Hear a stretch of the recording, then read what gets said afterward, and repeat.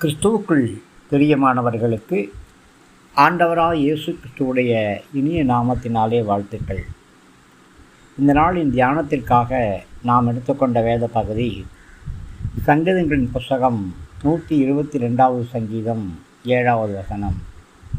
உன் அரங்கத்துக்குள்ளே சமாதானமும் உன் அரண்மனைகளுக்குள்ளே சுகமும் இருப்பதாக.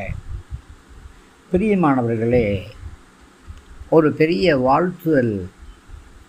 நம்முடைய அரங்கத்துக்குள் சமாதானம் இருக்க வேண்டும், நம்முடைய அரண்மனைகளுக்குள் வீடுகளுக்குள் சுகம் இருக்க வேண்டும். பிரியமானவர்களே, இதற்கு முந்தைய வசனத்திலே எருசலேமின் சமாதானத்திற்காக வேண்டிக் கொள்ளுங்கள், உன்னை நேசிக்கிறவர்கள் சுகித்திருப்பார்களாக என்று சொல்லுகிறார். பிரியமானவர்களே, நாம் எதை விரும்ப வேண்டும்? எருசலேமுக்கு நன்மை உண்டாக வேண்டும் என்பது நம்முடைய விருப்பமாக இருக்க வேண்டும். எருசலேமின் சமாதானத்திற்காக வேண்டிக் கொள்ளுங்கள் என்று பரிசுத்த ஆவியானவர் சொல்கிறார். எருசலேமிலே, அதாவது தேவனுடைய சபையிலே சமாதானம் இருப்பது எல்லோருக்கும் நல்லது. எருசலேமிலே குடியிருக்கிறவர்களுக்கு எருசலேமின் சமாதானம் மிகுந்த ஆசீர்வாதம். எருசலேமிலே சமாதானம் இருந்தால் மாத்திரம்தான் அவங்களுடைய ஜனங்கள் ஒற்றுமையாக இருக்க முடியும். எல்லோரும் ஒரு மனதோடு கூட தேவனுடைய ஆலயத்துக்கு கடந்து போய் கர்த்தரை ஆராதிக்க முடியும். தேசத்திலே சமாதானம் இருந்தால் மாத்திரம்தான் முழு இதயத்தோடு, முழு ஆத்துமாவோடு, முழு மனதோடு கர்த்தரை ஆராதிக்க முடியும். பிரியமானவர்களே, நம்முடைய சபை இயேசு கிறிஸ்துவுடைய சொந்த இரத்தத்திலே சம்பாதிக்கப்பட்ட சபை. இது கிறிஸ்துவுடைய சுவிசேஷ சபை. நம்முடைய சபையிலே சமாதானம் இருக்க வேண்டும், நம்முடைய சபையிலே ஆரோக்கியம் இருக்க வேண்டும். அப்பொழுதுதான் நம்முடைய தேசத்திலே சமாதானம் இருக்கும், தேசத்திலே ஆரோக்கியம் இருக்கும். சபையில் இருக்கக்கூடிய எல்லா விசுவாசிகளும், சிறிய பிள்ளைகளிலிருந்து முதியவர்கள் வரை எல்லோரும் தேசத்தின் சமாதானத்திற்காக ஜெபம் பண்ண வேண்டும், சபையின் நன்மைக்காக ஜெபம் பண்ண வேண்டும். யாரெல்லாம் தேவனுடைய சபையை தேடுகிறார்களோ அவர்கள் சுகித்திருப்பார்கள். யாரெல்லாம் எருசலேமை ஆதரிக்கிறார்களோ, தேவனுடைய சபையை ஆதரிக்கிறார்களோ அவர்கள் ஆசீர்வதிக்கப்படுவார்கள், அவர்கள் செழித்திருப்பார்கள். பிரியமானவர்களே, சபைக்கு விரோதமாக எழும்பக்கூடியவர்கள் தேவனுடைய கோபாக்கணையிலே அழிந்து போய்விடுவார்கள். பிரியமானவர்களே, எருசலேமின் அலங்கத்துக்குள்ளே சமாதானம், அதன் அரண்மனைகளுக்குள்ளே சுகமும் இருப்பதாக. நாம் எப்படி வேண்டிக் கொள்ள வேண்டும்? சமாதானம் இருப்பதாக என்று சொல்லி வேண்டிக் கொள்ள வேண்டும். ஆரோக்கியம் இருப்பதாக, சுகம் இருப்பதாக, பலன் இருப்பதாக என்று வேண்டிக் கொள்ள வேண்டும். ஏன்?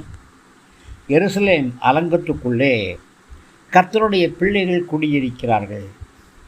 அவர்கள் சிறியவராயிருக்கிறார்கள், பெரியவர்களாயிருக்கிறார்கள், பலமுள்ளவர்களும் இருக்கிறார்கள், பலவீனர்களும் இருக்கிறார்கள்.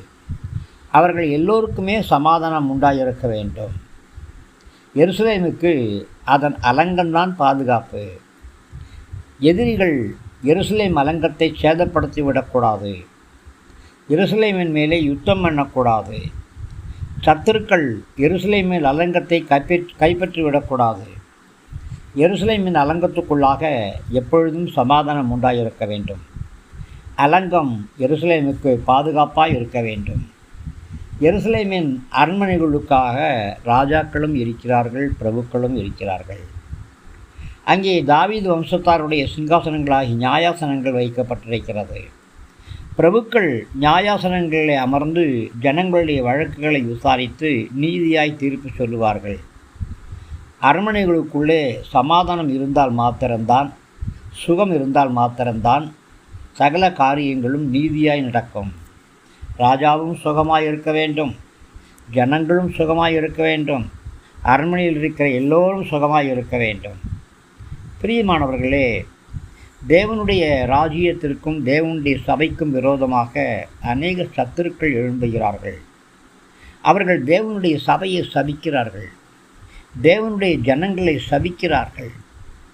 சபைக்கு விரோதமாய், ஊழியர்களுக்கு விரோதமாய், தேவனுடைய பிள்ளைகளுக்கு விரோதமாய் தூஷணமான வார்த்தைகளை பேசுகிறார்கள், பரியாசம் பண்ணுகிறார்கள்.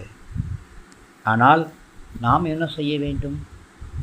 எருசலேமிலே சமாதானம் இருப்பதாக என்று சொல்லி நாம் ஜெபிக்க வேண்டும். மற்றவங்க எருசலேமின் சமாதானத்திற்காக ஜெபிக்கட்டும் அப்படின்னு தாவீது சொல்லலை. எருசலேமின் சமாதானத்துக்காக நான் ஜெபிக்க மாட்டேன் அப்படின்னு தாவீது சொல்லலை. ஆசாரியர்கள், தீர்க்கதரிசிகள் இவங்க மட்டும் எருசலேமை ஆசீர்வதிச்சா போதும் அப்படின்னு சொல்லலை. மற்றவங்க தேவனுடைய சபைக்காக, ராஜ்யத்துக்காக ஜெபம் பண்ணட்டும், நான் சத்துருக்கோடு யுத்தம் பண்ண போகிறேன், ஜனங்கள் ஆளுகை செய்ய போகிறேன் அப்படின்னு தாவீது சொல்லலை. பிரியமானவர்களே, மற்றவங்க தேவனுடைய சபைக்கு, தேவனுடைய ராஜ்யத்தின் சமாதானத்துக்காக ஜெபித்தாலும் ஜெபிக்காட்டையும் நான் கண்டிப்பாக ஜெபிப்பேங்கிறது தாவீதுடைய தீர்மானமாக இருக்குது. நம்முடைய தீர்மானமும் அப்படித்தான் இருக்கணும். எருசலேமின் சமாதானத்திற்காக அப்படின்னு சொல்லி நாம் ஜெபிக்கணும். எருசலேமை ஆசீர்வதிங்க ஆண்டவரே அப்படின்னு சொல்லி நாம் ஜெபிக்கணும். 8வது வசனத்தில், என் சகோதரர்கள் நிமித்தம், என் சிநேகிதர் நிமித்தம் உன்னில் சமாதானம் இருப்பதாக என்பேன் அப்படிங்கிறது தானே தாவீதுடைய வார்த்தை. பிரியமானவர்களே, தேவனுடைய சபையிலே காணப்படக்கூடிய யார்? நம்முடைய சகோதரர்கள், நம்முடைய சகோதரிகள், இரத்த சம்பந்தப்பட்ட உறவினர், இயேசு கிறிஸ்துவுடைய இரத்தத்தினாலே கழுவப்பட்டு சபையிலே ஒன்றாக இணைக்கப்பட்டவர்கள், தேவனால் கூட்டி சேர்க்கப்பட்டவர்கள், இயேசு கிறிஸ்துவுடைய திரு இரத்தத்தையும் சரீரத்தையும் போஜனம் பண்ணுகிறவர்கள், வருகைக்கு தங்களை ஆயத்தம் பண்ணக்கூடியவர்கள்.